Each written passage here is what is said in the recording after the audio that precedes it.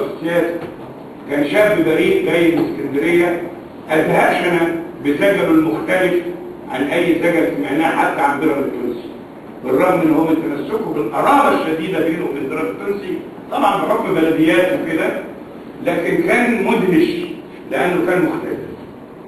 كرمة أو التعريشة حاجة زي كده. ازاي صدقته للسواقين والقهوجي والناس اللي قاعده والسلامات، يعني عايش في وسط الناس اللي هو نشأ منهم، اللي هو كان فيه مؤامرة صمت من الجهاز الرسمي في مؤتمر في اسكندريه عن بيراميدز التونسي، قعدوا يتكلموا عن كل اللي نطق كلمه بالعاميه او بالفصحى وناسين فؤاد قعود، فجننتني الحكايه دي وقمت ضربت كرسي في الكلوب. هل ده يبقى مجرد صدفه؟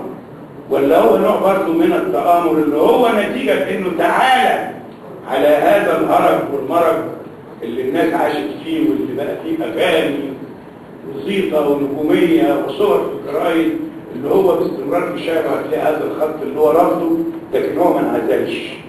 وقال قعود ظل على علاقة لما كان الجماعة الفلاسفة يعتبروا ان العالم مش موجود الا في دماغنا، وان مفيش بره برضه حاجة اللي بنشوفها خليتها موجودة، أنا هي كده مش موجودة.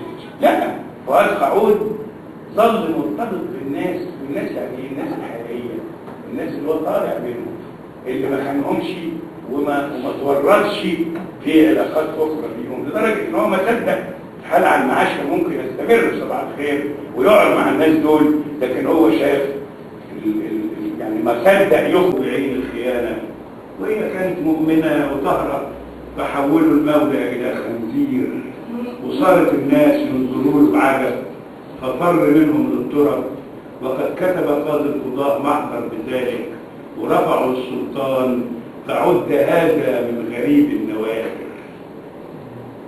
أنا بقول القصيدة دي عشان ألحقها بصورة أخرى، صفحة برضه من القاهرة اسمها الأوقات، والغريبة إن هي في الدوال قبل الثانية، رغم انها ممكن تبقى بعد الثانية عشان تكمل الصورة. بيقول الفجر طلعوا الغلابة متنبهين للبوليس، رغم انهم ما عركروش الامان، يجروا ورا الاتوبيس ايدهم السندوتش في صفحة الجورنال، قاصدين طواحين الشقة الدوارة، سيان في قلعة صناعة أو ورشة في الحارة بيقتلوا طول النهار والأجرة مش قادرة على الأسعار. ولما بان الصباح طلعوا الأفندية المناظر لابسين بدل متبطنة بالجوع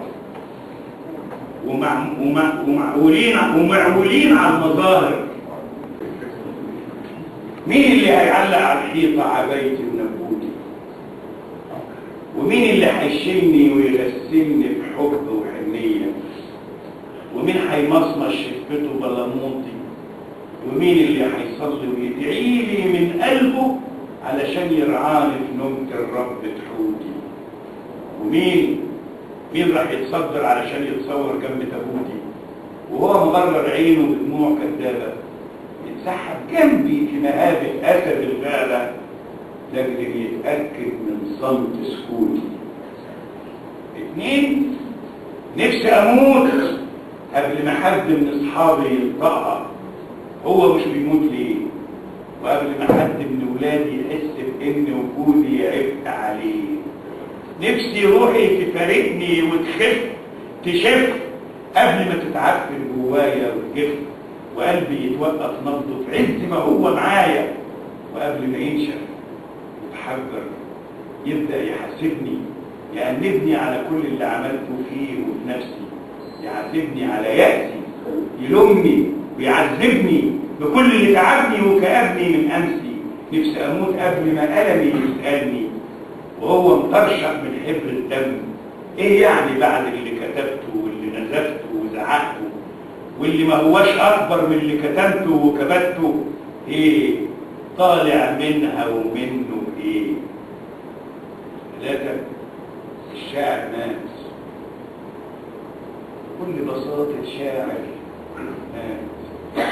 لا بتزلزلة الأرض ولا ولا عطلت أمطار الحزن من السماوات، ولا بكت الفراشات، ولا همست باسمه زهرات ياسمين، ولا هدلت بيه حمامات، ولا عكر خبره جو البهجة في ميت الضباط الفاخر. حتى الشعراء اللي اتسندوا على كتفه في البدايات ما ندوش جسمه الدافي بشوية دمعات، ذلك لأنه كان شاعر متفرد متمرد واعر في هذا العصر المتدني الساعر، شايل كل همومه وخطايا زمانه في قلبه، لكن ما ذلش نفسه ولا تاجر ولا سلم روحه او انهى الظالم او تاجر. وبكل بساطه الشاعر مات وهو منتشي وبيضحك